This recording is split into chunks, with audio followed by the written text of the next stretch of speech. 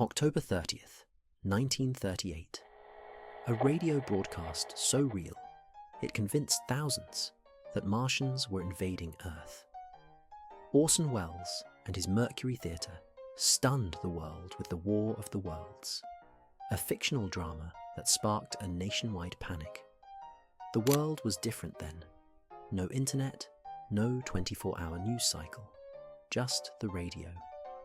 Millions tuned in, unaware they were about to experience one of the greatest hoaxes in media history. Ladies and gentlemen, am I on? Ladies and gentlemen, here I am, back of a stone wall that adjoins Mr. Wilmer's garden. From here, I get a sweep of the whole scene. I'll give you every detail as long as I can talk and as long as I can see. The broadcast sounded so much like real news. It convinced people that an alien invasion was happening. The story began with a strange metallic cylinder landing in Grover's Mill, New Jersey. As the broadcast continued, Martians emerged and unleashed deadly heat rays. To many, it wasn't fiction, it was a terrifying reality. What anything means? Wait a minute, something's happening. Humped shape is rising out of the pit. I can make out a small beam of light against a mirror. What's that? There's a jet of flame springing from the mirror and it leaps right at the advancing men. It strikes them head on. Lord, they're turning into flames. Now the whole field's caught up by the woods, the barns, the gas tanks for the automobiles, spreading everywhere.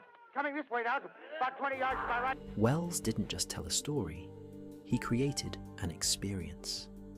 The show's interruptions and news-style bulletins made it feel like something was happening in real time. Those who tuned in late missed the introduction, believing they were hearing the truth.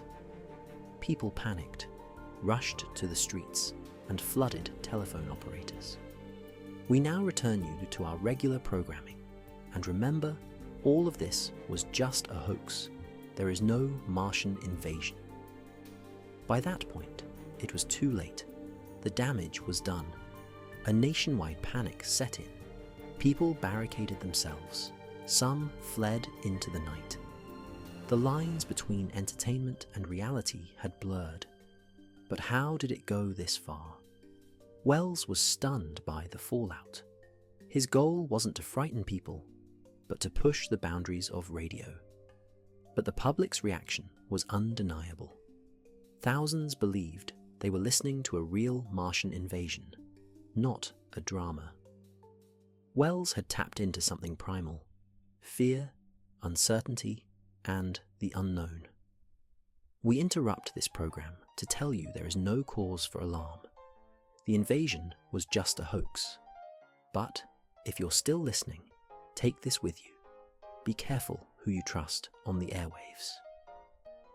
In the wake of the broadcast, Wells and his team faced backlash. Critics blasted it as irresponsible. Wells was accused of causing unnecessary fear. Despite the chaos, he realized the immense power of media. This wasn't just a story. It was a demonstration of the airwaves' influence. What Wells had unknowingly done was remind the world how susceptible people can be to what they hear and see, especially when presented with the authority of a trusted source. The following day, Wells apologized for his role in the mass panic. Of course, we are deeply shocked and deeply regretful about the results of last night's broadcast. Years later, Wells would reflect on that night with awe and regret. While he never intended to cause panic, the broadcast showed the responsibility that comes with media power. The War of the Worlds broadcast changed how media was consumed and questioned. It showed the power of storytelling, even before social media or the internet. Media manipulation isn't new. Wells's 1938 experiment revealed that media has always had the power to shape reality, for better or worse.